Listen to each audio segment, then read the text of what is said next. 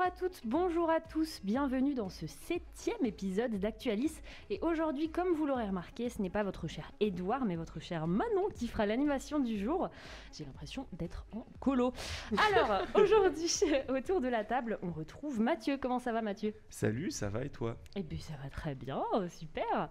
Alors, mon petit doigt me dit que tu vas nous parler de potentielles tensions dans une certaine rédaction, c'est ça ? Oui. Est-ce que tu peux nous en dire un peu plus ? Est-ce que je divulgue le nom de la rédaction ? Allez, vas-y. Non, je vais parler de France 24, ouais. Et la situation est assez tendue. D'accord, et ok. On a hâte d'entendre tout ça. On a aussi Léa qui est avec nous aujourd'hui. Comment ça va, Léa ? Oui, très bien. Et toi ? Ça va très bien, super. Donc toi, tu vas nous parler du gros problème qu'ont les Français et les Françaises avec le gaz, c'est bien ça ? Alors, c'est l'essence, enfin les carburants. Ok, les carburants, très bien. Du coup, on a aussi à la table aujourd'hui Baptiste, comment ça va ? Salut, oui, ça va très bien, et toi Manon ? Eh bien, ça va super, comme d'habitude. Trop et cool. Toi, on m'a dit que tu vas réaliser le Maxi Quiz. Oui, absolument, je vous ai préparé un super Maxi Quiz. Ok, c'est toi qui vas nous faire souffrir aujourd'hui ? Yes. J'en suis très heureux. Quel est le thème des questions ? Le thème des questions, non, j'ai déjà divulgaché pas mal de petits délires tout à l'heure. Vous m'avez quand même sacrément cassé les pieds, pour ne pas dire l'autre mot. Bref, je vois pas de quoi tu... Ok, on a hâte de voir de quoi va parler le Maxi Quiz. Et aussi, du coup, en régie, on a Pauline. Comment ça va ? Salut, ça va et toi ? Ça va très bien. Est-ce que tu es prête à participer au fameux Maxi Quiz ? Ouais, je me prépare. Waouh, très très hâte de voir tout ça. Donc sans tarder, on commence tout de suite avec la toute première chronique qui est celle de Mathieu.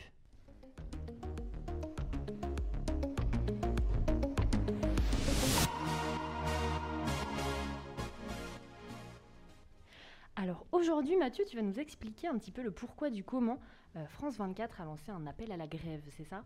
Ouais, alors c'est pas France 24 qui a lancé un appel à la grève. Oui, c'est dans la rédaction, enfin ouais. Bon, je vais d'abord recontextualiser un peu. France 24, pour ceux qui ne sauraient pas trop ce que c'est une chaîne d'info française internationale.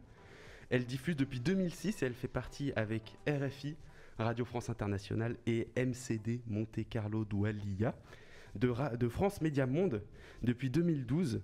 Et en fait, c'est l'audiovisuel public diffusé à l'extérieur de la France, à l'international. C'est pour ça d'ailleurs que l'ancien nom de France Média Monde, c'était l'audiovisuel extérieur de la France. Et en juin 2021, France 24 a changé de direction. C'est Vanessa Burgraff, journaliste à France 24 depuis ses débuts, qui est connue notamment pour sa participation à On n'est pas couché en 2016-2017. Voilà, et qui depuis 2017 était la directrice de la rédaction de France 24, et maintenant elle est la directrice de France 24 tout court. Et en fait, depuis début novembre et même fin octobre, la situation s'est beaucoup envenimée au sein de la rédaction, si bien que le 4 novembre, il y a eu le vote d'une motion de défiance. Il y a eu 60% de journalistes de la rédaction qui ont participé. Burgraff, elle a eu 51% d'absence de confiance. C'est énorme. C'est pas mal, c'est sur le fil, quoi. Certains membres de la direction ont été confortés par le vote et d'autres l'ont été beaucoup moins, notamment la responsable des plannings, Sophie Hulot, qui a eu 93% d'absence de confiance. D'accord. Donc ce qui est vraiment énorme. Là, il y a un problème, quoi. Oui, et tous ces chiffres, ils ont été publiés par François Rousseau dans Télérama. Et selon une citation qui est aussi le titre de l'article, France 24 est une marmite prête à exploser. Yes. Voilà. Excellente ambiance. Ah ouais, très bonne ambiance. Et il y a beaucoup de témoignages sous couvert d'anonymat dans cet article. Et c'est un malaise en fait qui apparemment remonte depuis plusieurs années. Et ce malaise, il touche principalement les pigistes d'Esqueur. Alors attention, le jargon. Et en fait, c'est pour rester simple, c'est ceux qui réalisent les commentaires sur des images et des vidéos depuis leur bureau. Voilà. Okay. Et donc, la liste des critiques est très nombreuse. Et par exemple, il y a, je cite, aucune considération, un règne du favoritisme et du copinage, un management toxique et une culture de la peur, aucun plan de carrière défini, une absence de revalorisation salariale, une profonde dégradation des conditions de travail, si bien qu'une journaliste témoigne et elle dit « On est regardé par des millions de personnes dans 184 pays, mais on travaille comme une télé low cost. » Ouf. Aïe, aïe, aïe. Voilà. Ça salit un petit peu l'image du média quand même. Oui, beaucoup. Et en fait, la chose particulière de ce mouvement, c'est qu'il est né et il est organisé sur des boucles WhatsApp et Facebook. C'est hors des syndicats et des regroupements de journalistes habituels. Ils ont eu le soutien de la CNJ-CGT, un syndicat de journalistes, et aussi des soutiens un peu plus faibles, si ce n'est beaucoup plus faibles, de la CFDT et de la Société des journalistes. Parce que l'action est faite hors du cadre des syndicats, et du coup, c'est pas forcément très bien perçu par les syndicats eux-mêmes. Et donc, il y a une grève qui est prévue jeudi prochain. On verra l'impact sur les 4 antennes, françaises, anglaises, arabes et espagnoles. Et on verra aussi et surtout la réaction de la direction face à les situations, face à la grève et face à la motion de défiance. Ok, et bah dis donc, c'est vrai que ça entache beaucoup quand même l'image du média, même s'il n'y a pas encore forcément eu la grève, pardon, mais ça fait un petit peu mal. Mais c'est vrai que j'avais entendu parler de ça, et j'avais vu certains journalistes qui avaient témoigné en disant par exemple, on appelait des journalistes pour taffer la nuit, alors que c'était pas dans leur planning du tout, quoi. Oui, c'est ça. Que c'était super galère à tenir le rythme, en fait. Ouais, les plannings, vraiment, c'est tout dit dans l'article, c'est un gros point de tension. Notamment, il parlait de personnes qui faisaient travailler jusqu'à très tard le soir et qui devaient enchaîner le lendemain matin très tôt. Oui, c'est ça. Donc Yes. c'est pas Voilà, un rythme... c'est pas idéal. Et au c'est pas niveau idéal. aussi des règles et de la loi, c'est pas hyper... Ouais. carré non plus. Ouais, On donc est ça se fait d'accord. sous le manteau, clairement.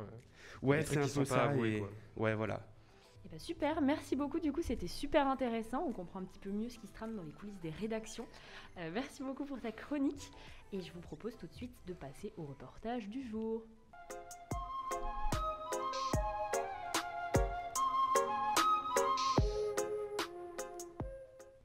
Et donc, pour le reportage du jour, c'est toi, Charlotte, qui va aujourd'hui nous faire vivre par procuration le Arras Film Festival. Est-ce que c'est bien ça ? Exactement, et puis je vais vous le faire vivre du côté journaliste de la Force, Ok. puisque du coup, moi le 11 novembre, j'étais pas du tout en train de roupiller dans mon lit jusqu'à 11h du mat, en train de profiter du jour férié en paraissant tranquillement, loin de là. J'étais donc à ce festival, donc le festival de l'Arras Film Festival, donc l'édition 2021. Aussi, c'était toujours un peu compliqué de faire un reportage dans un endroit où tu es les 2 tiers de ton temps dans une pièce sombre en train de regarder un film. Du coup, je me suis dit que j'allais vous faire profiter un peu de cette ambiance plutôt que vraiment un truc hyper détaillé. Donc nous, on s'est réveillés à 7h du mat et on est arrivé à 9h40 pétante sur le lieu dit de Arras. Et le fait surprenant, en tout cas c'était pour nous surprenant, c'est qu'on a été accueillis non pas par des cinéastes, mais par des militaires et des anciens militaires qui étaient tous en train de célébrer, du coup, eux, ce jour d'hommage aux morts pour la France et pour l'armistice. Ah oui, donc 2 salles, 2 ambiances, quoi. C'est ça, vraiment. Du coup, voilà ce qu'on a entendu quand on est arrivé dans la ville. C'était vraiment très cérémonieux. Très solennel.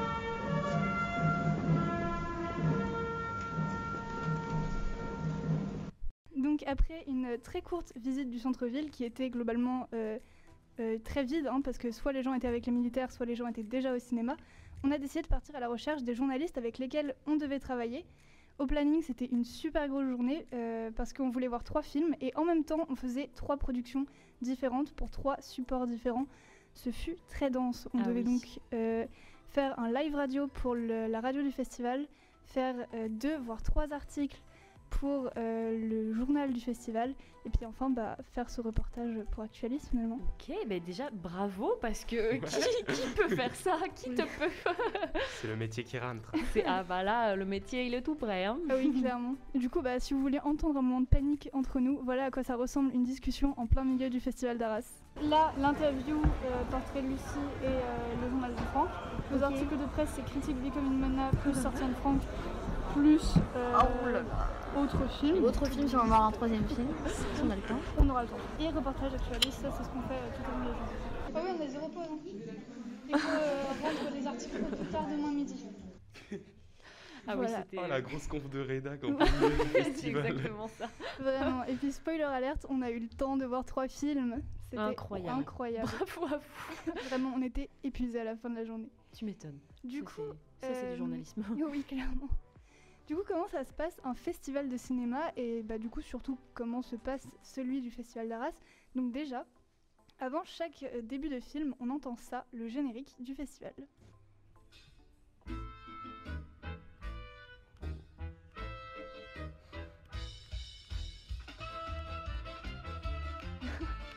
Ils sont chauffés là. Normalement, on applaudit sur le truc et tout. Là, Ok. c'était pas grosse ambiance. Faites-le aussi à la maison, hein. On vous Jouez chez entend. vous, hein. Ah, c'est très long en plus, c'est très long, ça continue. Ça continue. Après, il y a un pont et deuxième couplet après. Ouais, c'est ça. C'est 4 minutes 20. C'est ça. Jusqu'au bout du podcast. C'est pour ça qu'elles ont presque pas eu à voir C'est Elles ont pour presque pas eu le temps de voir 3 films en fait. C'était C'est trop que long. À chaque fois, il y a le jingle et ça prend des Les heures. applaudissements. Ouais, c'est ça. Hein. J'ai dit que j'ai passé les 2 tiers de ma journée dans la salle de cinéma. Hein. À applaudir. Et donc, il est diffusé à chaque nouvelle séance. Donc, je vous laisse imaginer comment on se sent quand on l'entend pour la 3e fois de la journée. Oui, j'imagine. Trop bien, Euh, trop bien. C'est oui. trop cool. En vrai, il y avait une grave bonne ambiance. Et l'un des films qu'on a pu voir, c'était le film donc Where is Anne Frank. Et on l'a Ok. trouvé particulièrement intéressant à étudier dans le cadre de ce reportage, mais aussi de nos articles, parce qu'en fait c'est un dessin animé du coup à l'usage des enfants, mais pas que, hein, qui illustre du coup la vie d'Anne Frank à travers son imaginaire et son journal Kitty. Sauf que parler de l'Holocauste et de la Shoah et des enfants, ça peut être un peu compliqué. Du coup, on s'est dit que on allait partir à la recherche de témoignages d'un petit peu tous les côtés, et on a commencé par la programmatrice du festival, qui s'appelle Lucie, et qui était donc chargée de présenter le film pour le Festival des enfants et avec qui on a pu discuter. Voici donc un petit extrait. On accompagne toujours les films, mais là celui-ci, en effet, forcément les enfants très jeunes ne savent pas qui est Anne Frank, ne savent absolument pas que c'est ce qu'est vraiment la Seconde Guerre mondiale. Je ne suis pas rentrée non plus dans le détail, parce qu'après visuellement ils vont s'en rendre compte que ce que c'est la guerre ou autre. Mais c'était surtout comprendre, moi quand j'avais vu pour la première fois le film, j'avais relevé on parlait de rafle, alors que c'est pas expliqué forcément, elle le dit comme ça en fait. Donc j'avais noté que c'était important d'expliquer un petit peu ce que c'était, puis faire comprendre les intentions du réalisateur. Donc là en l'occurrence c'était vraiment faire comprendre que Anne Frank, en effet, elle a souffert à l'époque pendant la Seconde Guerre mondiale, c'est un témoignage que tout le monde lit. Mais qu'en fin de compte, il y a encore plein d'enfants comme elle qui souffrent à l'heure actuelle, et donc c'est vraiment faire comprendre qu'autour de nous, il peut y avoir plein d'Anne Frank en fait. Voilà, donc on a trouvé son témoignage, c'était un peu long, mais on a trouvé ça super important en fait de faire entendre cette phrase en entière, parce qu'effectivement le film se charge de montrer que, il fait tout un parallèle en fait entre la situation qu'a vécue Anne Frank et les migrants qui sont accueillis ou non du coup à Amsterdam. D'accord. Et donc voilà, en fait, il y a tout un parallèle. Donc c'est pour ça qu'à la fin, elle dit qu'en fait, des Anne Frank, il y en a un peu partout, des gens qui fuient la guerre et qui sont D'accord. obligés de se cacher pour pas être dégagés du pays. Ouais, c'est important d'avoir un contexte, hein, du coup, parce que c'est vrai que sans le contexte, on comprend pas trop pourquoi elle dit ça. Ok, bon bah voilà. C'était pas une attaque, t'inquiète. Tu verrais Non, du coup, mais- Charlotte, c'est par là. Je me suis dit que c'était pas mal aussi de... Bon. Et du coup, de l'autre côté, on s'est dit que ça pouvait donc être bien de demander leurs avis aux enfants et aux parents qui avaient vu le film, vu que c'est aussi eux les principaux concernés. Qu'est-ce que vous avez pensé du film, les enfants? Je trouve que c'était bien. Elliot, qu'est-ce que vous avez aimé surtout? Ceux qui avaient des trucs là dans leurs mains, Ah, qui se battaient. l'armée, tu vas pas bien l'armée. Oui, parce qu'il y a une armée du coup de petits bonhommes imaginaires qui se battent dans le film, juste Oh. pour continuer à préciser les contextes. D'accord, oui.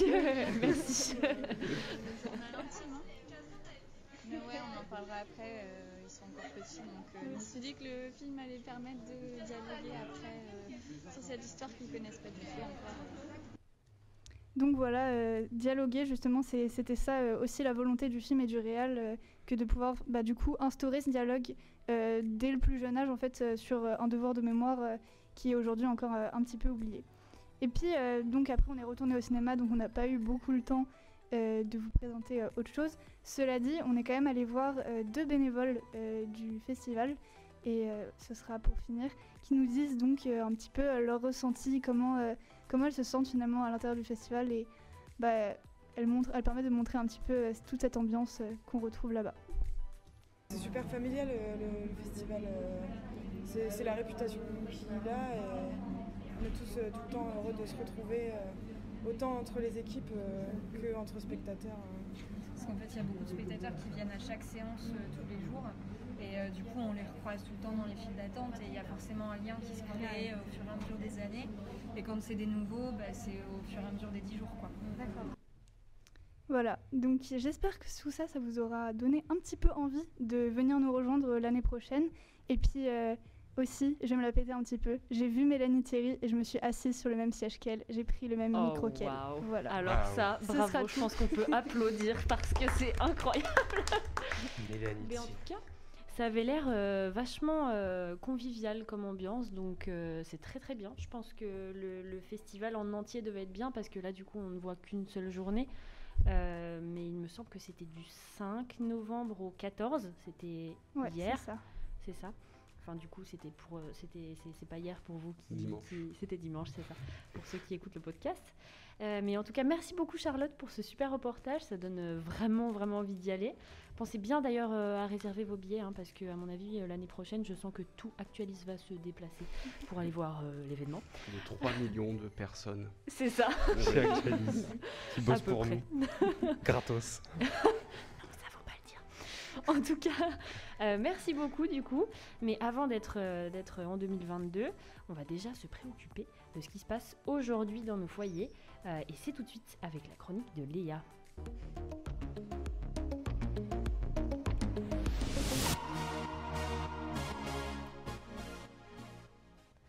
Donc toi Léa, tu vas nous parler d'économie cette semaine et plus précisément de la flambée des prix du gaz. Voilà. Oui, alors aujourd'hui, je voulais vous parler des prix de l'essence et du gasoil qui ont flambé ces derniers temps. Et surtout, essayer d'expliquer en fait combien coûte un plein et concrètement, qu'est-ce qu'on paye dans notre plein, quand on fait un plein. Ok. Alors déjà, j'ai calculé aujourd'hui, un plein de 50 litres de gasoil, ça vous coûte 78 € C'est en octobre. Très très cher. En janvier En moyenne, dernier. tu veux dire, par Ouais. exemple? Ouais, c'est ça, ok. Enfin non, en moyenne. Là aujourd'hui, si tu vas faire ton plein, si tu fais 50 litres, ça coûtera 78 €. Ok. Ok. En janvier dernier, ça vous aurait coûté 65 €. D'accord. Yes, ok. Ok, donc on part sur une grosse flambée Voilà. vraiment, du coup. Ok. Donc l'idée maintenant, c'est de partir de ce plein de 78 € et de comprendre vraiment ce qu'on paye avec des chiffres. Donc il y a beaucoup de chiffres, Mhm. mais c'est très simple et surtout j'ai essayé de rendre ça très concret. Donc restez avec nous. Après la pub, du coup.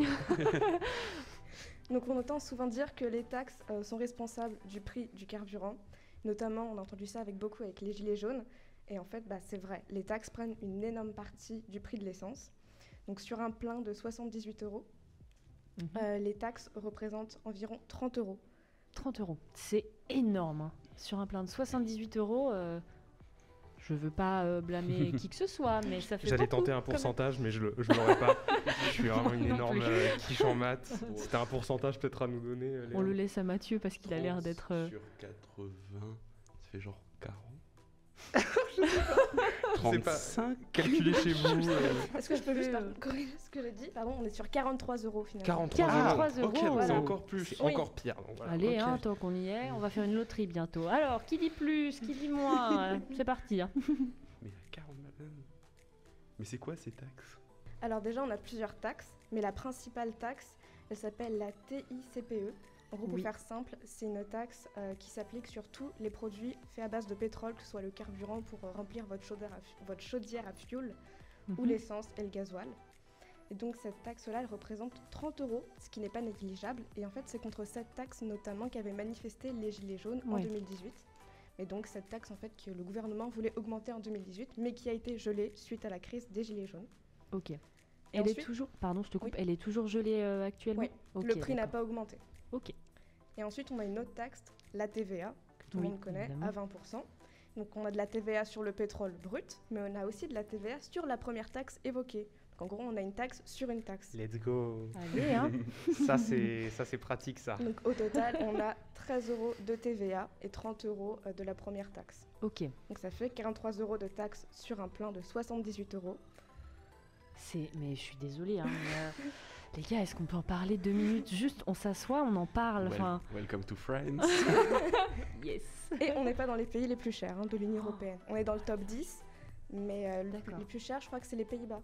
Les où ils ont Pays-Bas. ok. quasiment 70% de taxes dans le prix de l'essence à la pompe. D'accord.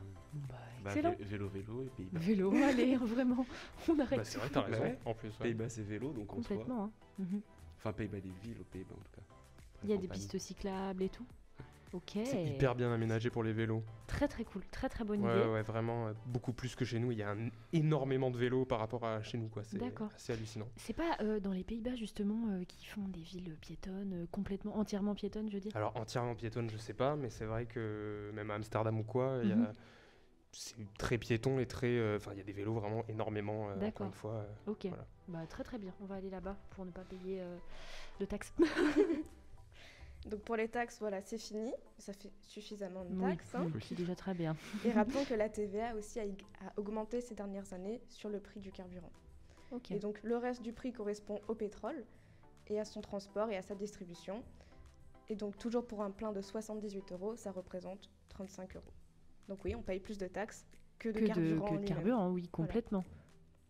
Donc maintenant qu'on a décortiqué la composition d'un plein de gasoil, on va essayer de comprendre pourquoi en fait le prix a augmenté. Et donc l'élément principal, c'est le prix du baril de pétrole. Alors vous en avez aussi forcément entendu parler, le prix du baril de pétrole s'est effondré pendant la pandémie à cause des confinements successifs. Et en fait, avec la reprise économique, tout le monde a voulu avoir du pétrole, sauf qu'en fait, du coup, il n'y en avait plus, les réserves étaient assez sèches. Oui, était à sec. Ouais, les réserves étaient à sec. Ouais. C'est ça. Et sauf que maintenant, la pandémie n'étant toujours pas derrière nous, et les producteurs de pétrole ne produisent toujours pas suffisamment de pétrole pour tout le monde. Et donc du coup, les prix forcément augmentent Augmente, quoi. énormément. Ok. Excellent, très bonne nouvelle. Ça, c'est cool pour l'avenir. Bien on est sûr. Confiant, c'est bien.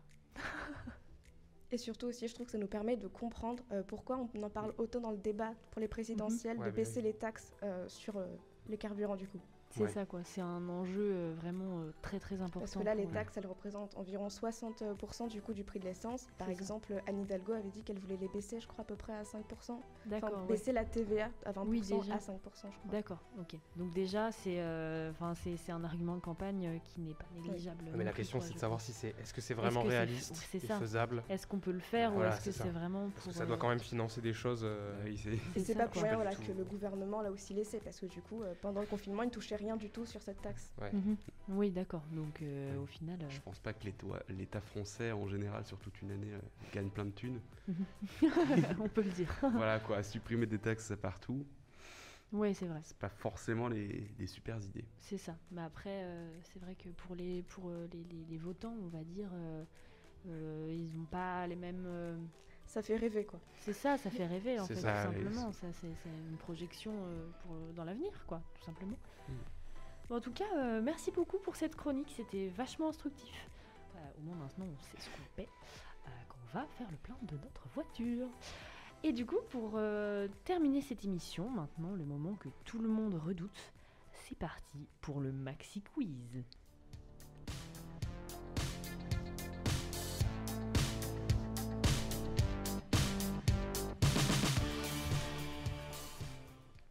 Alors cette semaine, c'est Baptiste qui s'y colle. Voilà. Yes.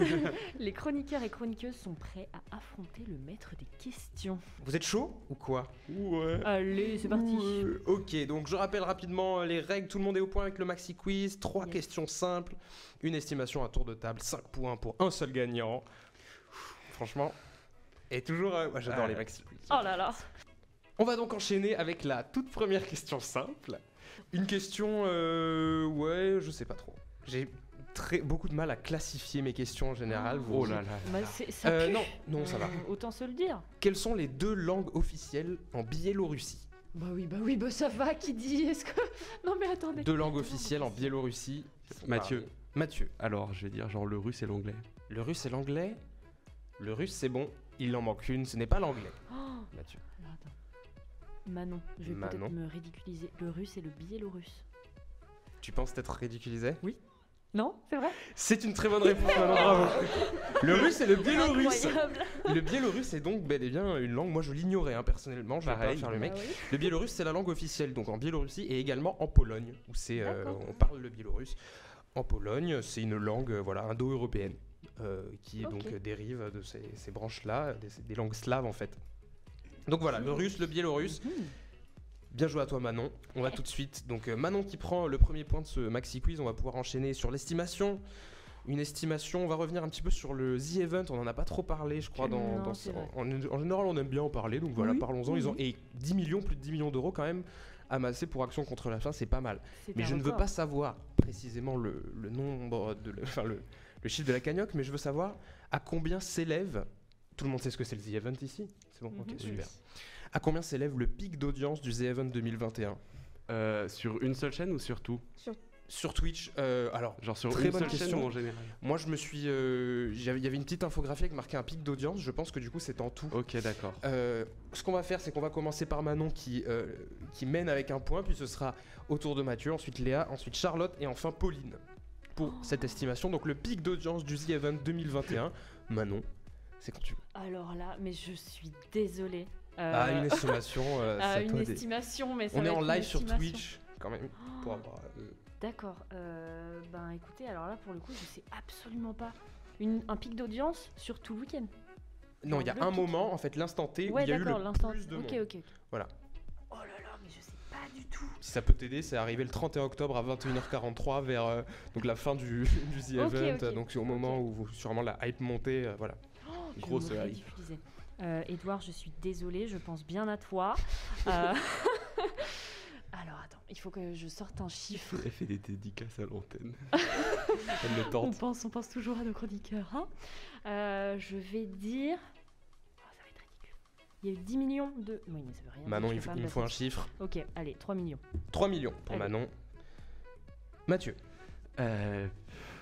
735 000. 735 K viewers du côté de Mathieu. Léa. 450 000. 450 000, on un petit peu à la baisse, ok. Yes. Au niveau de Léa, Charlotte. Alors moi je voulais dire 3 millions, mais Ouais. du coup ma réponse a été volée. Du Ok. coup je vais dire 2100. 2 millions 100 de la part proposée par Charlotte, 2 millions 100, ok. Et toi Pauline?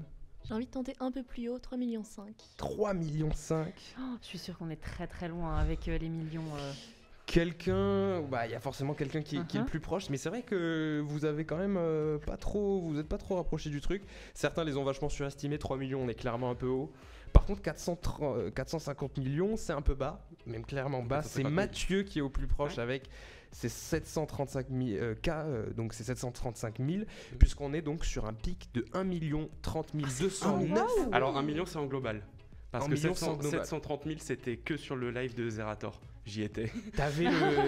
Donc c'était en global et donc t'avais ce chiffre également? En global je savais que c'était 1 million et quelques. Ok, et ben my bad, tu vois, j'aurais pu moi me renseigner. Non, en tout cas tu as le point, donc finalement voilà, tu as les deux chiffres. C'est un véritable monstre Mathieu. Ok, les autres étaient assez longs. Et 450 000 c'était... genre la première fois dans le week-end, ils ont battu un record Twitch français avec Inoxtag. C'est ça que j'ai vu. Moi j'ai vu 450 000 et après en fait il y a eu Zerator qui a encore pété les scores. Je suis arrêtée à la première. Bon du coup en global on est quand même sur 1 30 209, c'est colossal. Tout simplement, c'est monstrueux. Ok, un point pour Mathieu, donc Manon avec un point, Mathieu la suit de près. On enchaîne sur la deuxième question simple. La deuxième question simple, est-ce que vous avez regardé au cinéma récemment Les Éternels de Chloé Zhao? Vous y êtes allé le voir? Du tout. Personne Mais sinon? trop bien. Oh là là, ok, d'accord. Mathieu, il y a un petit avantage, on va pas se mentir. Donc le dernier film du MCU, Les Éternels, que je suis allé voir et que j'ai plutôt pas mal apprécié. Dans ce film, certains personnages sont des héros bien connus de différentes mythologies de l'histoire de l'humanité. Je vais vous donner 4 noms de héros ou de personnages et je veux que vous me disiez lequel n'est pas dans le film. Oh bah oui, bah. D'accord. Mathieu. Lequel n'est pas dans le film entre... Il parlait en anglais, du coup j'avais pas forcément... T'as pas trop fait gaffe. T'as peut-être pas fait gaffe. Si, mais pas tous. Alors, lequel n'est pas dans le film entre Icare, Athéna, Anubis ou Gilgamesh? Bah Mathieu, c'est Anubis. C'est bel et bien Anubis. Il a vu le film, c'est ça, c'est Anubis. Désolé. C'est Anubis, bravo Mathieu. Bah écoute, ouais, ça paye aussi. Donc Icare est bien présent sous le nom d'Icaris, Athéna sous le nom de Théna et Gilgamesh sous le nom de Gilgamesh. Voilà, un gros lourd. Voilà, c'est trop stylé. Gilgamesh, super personnage. J'ai trop aimé Gilgamesh. Hyper Allez voir stylé. Les Éternels. Voilà, super. Ok. Cool. Ça fait une petite promo en plus. Ouais, non, c'est ça. Allez voir le film. Franchement, si vous aimez bien Marvel, c'est un petit vent de fraîcheur dans les films Marvel et c'est sympa comme film. Okay. J'ai pas mal apprécié. un autre point pour Mathieu qui creuse un peu l'écart. Manon, tu peux encore te rattraper avec le tour de table. Tour de table où vous pouvez encore sauver l'honneur, Léa, Pauline et Charlotte. Un tour de table qui me tue de rire. Je sais pas pourquoi. En vrai, c'est pas si drôle. Vous allez encore une fois être blasé, mais vous savez que j'adore les tours de table. J'ai très peur. Hein. Et je trouve celui-là, je sais pas, j'ai eu l'idée. Je trouvais ça très précis, très amusant en fait. Un tour de table sur les pierres précieuses et semi-précieuses. Oh, j'adore, trop bien. Alors je connais pas les noms, mais c'est les pierres précieuses qui, je vais vous aider un petit peu, vous donner quelques petits indices pour vous lancer dans ce tour de table. Les pierres précieuses, il y en a 5. Et semi-pierres précieuses, c'est donc toutes les autres qui ne sont pas précieuses, puisque vraiment le clan des pierres précieuses est assez resserré, 5 seulement. Donc j'accepte que ce soit précieux ou semi-précieux, il n'y a aucun problème. Le basalte, attention, n'est pas une pierre ni semi-précieuse ni précieuse, il s'agit d'une roche magmatique, que je me suis posé la question en préparant mon truc. Et les perles non plus ne sont pas comptées dans ça, puisque ce sont des agrégats de calcaire créés par des mollusques. Ok, c'est bon. Bah, merci pour les voilà, infos. pour éviter vraiment des petites erreurs que moi j'aurais pu faire et qui m'auraient saoulé. Moi, j'aurais même pas pensé au basalte. Déjà. Ouais, bon, je sais pas. Déjà. Est-ce qu'on va pouvoir y aller? On va commencer donc par Mathieu qui mène avec 2 points. Ensuite, ce sera au tour de Manon de répondre et on va tourner ensuite dans un sens plus ou moins cohérent avec Pauline, Charlotte, puis Léa. Puis ce sera à nouveau au tour de Mathieu, ainsi de suite, ainsi de suite. Je vais ouvrir mon petit classeur et on va pouvoir y aller. C'est parti, vas-y Mathieu. Donc une pierre précieuse ou semi-précieuse? La pression, parce que si là je dis un mauvais truc parmi tous ceux que j'ai en tête, je suis cramé. Attends. C'est ça. Bon, l'améthyste. L'améthyste, c'est bon. Oh, l'améthyste est une pierre semi-précieuse. Il reste donc encore 5 pierres précieuses, en sachant que parmi les 5, il y en a quand même 4. Les gars, si vous l'avez pas, c'est chaud. Désolé. À toi, Manon. Alors je sais pas si c'est le ou le rubis. Je pense que c'est le rubis. Le rubis. Qui est une des pierres, une des 5 pierres précieuses. Le rubis, ok. Pauline. Le saphir. Le saphir, deuxième pierre précieuse, bleu saphir, le saphir, ok. Charlotte. L'émeraude. L'émeraude, troisième pierre précieuse. Il en reste encore 3. Non, là, 2. je vois le regard apparaître de Léa. Léa, on a encore un autre qui est assez gratos. En vrai, vas-y Léa. Alors je ne l'ai pas. D'accord. Je vais dire le lapis lazuli. Le lapis lazuli pour les joueurs de Minecraft, hein, bien évidemment, qu'on embrasse. Le lapis lazuli, ok. C'est bon pour moi. Mathieu. Il y en a un, mais bon, au pire, on s'en fiche. Voilà. Le diamant. Le diamant. Oui, si, c'est bon. Ok. Oui. La dernière pierre précieuse connue. Il en reste une, mais à mon avis, vous l'aurez pas. Enfin, moi, j'ai fait un peu la grimace en voyant cette truc. Enfin, bon, bref. Si vous l'avez, vous êtes des boss, hein, vraiment. Qu'est-ce qu'on gagne? Le poignée de main, je ne sais pas. D'accord. Maintenant à toi. Moi je vais dire la topaze. La topaze, je vais aller chercher, c'est classé par ordre alphabétique. Ah, désolé. Topaze. Arrêtez parce que j'ai la pression. Mais alors je suis hyper étonné, j'aurais dit oui, mais la topaze n'est pas dans ma liste. Non, c'est pas vrai. Ah bah si, c'est vrai, je suis navré. Trop nul. Eh bah, écoute. Mais c'est une topaze, je vais quand même... Ça commence bien par un T, Topaz. Oui. D'accord, ok. Topaz n'est pas dans la liste, je suis navré maintenant. Très déçu. Je suis étonné, mais ça vaudrait le coup de se renseigner sur Topaz, que soit si... Non, mais si c'est pas dans la liste. Non, mais pas de soucis. Ok. Je suis désolé, le ça Topaz. Vous fait une info. Le Topaz est peut-être un métal? Non, un minerai plutôt bleu, que... vraiment. Topaz, c'est bleu. Pour moi, c'est jaune, hein, le Topaz.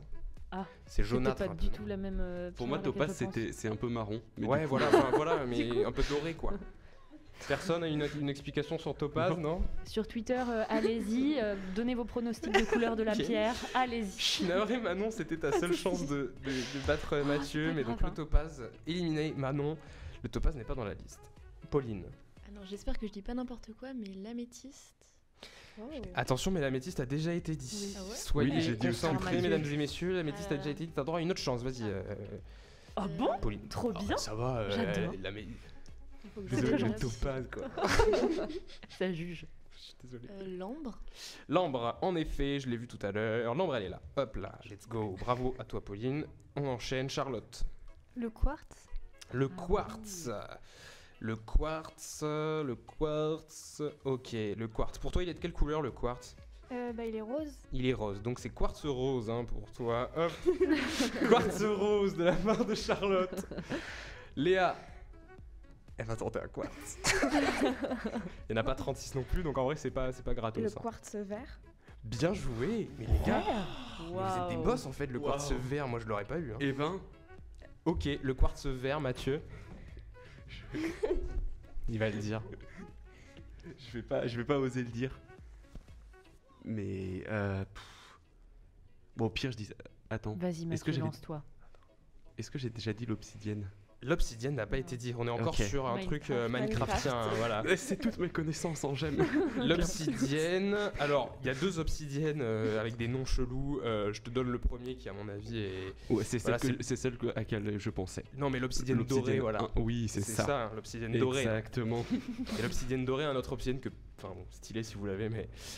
Donc maintenant, malheureusement, on repasse tout de suite à Pauline. Pauline, Je n'ai aucune idée. Je n'ai plus du tout de pierre en tête. tu es sûre de toi? Il reste des quartz ou pas? Tu peux tenter le dernier quartz. Je tente un quartz. Il y avait un quartz rose, un quartz vert et un quartz. Un quartz bleu. Pas de quartz bleu, dommage. malheureusement. Navré. Pauline qui s'incline. Charlotte. L'opale. L'opale, bien joué à toi. L'opale, elle fait partie de la liste. Léa. Le quartz blanc. Le quartz blanc, let's go! Léa qui est un monstre en quartz, spécialiste des quartz. Bac plus Le 5. quartz blanc. Moi je pensais à ça, pour moi le quartz c'est blanc tout Mais de oui, suite. moi non, mais- pour moi aussi, c'est ouais. rose à la base. Ah ouais, mais d'accord, ok. Ok, mais donc le quartz blanc, les quartz ont été évacués, ne tentez plus de quartz. Mathieu, à toi. Waouh. Est-ce que je peux donner un indice? Mais je sais pas si j'ai juste, mais j'ai trop envie de donner un indice. Si tu veux, vas-y. Pense à un astre. Quoi? Ok, je l'ai pas. Quoi? Tu l'embrouilles. Mathieu, Non, va me mais falloir... je te jure, c'est vraiment quelque Mathieu, il chose. va me falloir une réponse très rapidement. Mathieu, on va te dire 5. La pression. Ok, je vais dire l'obsidienne noire. C'est pas ça du tout. L'obsidienne noire n'est pas une réponse, Mathieu. Je suis navré. Mathieu qui s'incline également. Et c'est J'aurais essayé. un tête-à-tête entre Charlotte et Léa. Léa, l'experte en quartz. Et Charlotte qui a quand même sorti l'opale. Et tout à l'heure, c'était quoi qu'elle nous a dit, Charlotte? C'était bon, bref, des boss quoi en gros. C'est moi qui ai initié la série des quartz. Ouais, voilà aussi. Ok, let's go. Donc, Charlotte, est-ce que tu as une autre pierre? Alors, j'avais une idée, mais depuis qu'on nous a donné un indice, j'en ai une autre. Je vais tenter ma chance. La Vas-y. pierre de lune. Yes, c'est à ça que je pensais. Let's go, la pierre de lune. Je savais pas que Mais vous êtes des monstres. La pierre de lune, pour moi c'est dans Pokémon, hein, la pierre de lune. Pour faire évoluer Mélofée, hein, ceux qui savent sauront. Il fait des petits. Allez Ah, hop. les gars, Pokémon, la pierre de lune. Évidemment. Bon, bref, c'est la pierre lune, pas. Bon, bref. Léa, Le combat se resserre. let's go, il en reste pas mal. Vraiment plus d'indices. Mhm, Je suis désolée. Je l'avais en plus, pierre de lune. C'est vrai. Ouais. Oh, Aïe désolée. aïe aïe. Pierre de lune. Il va me falloir une réponse, Léa. Peut-être dans 5. 4. La pression, c'est horrible.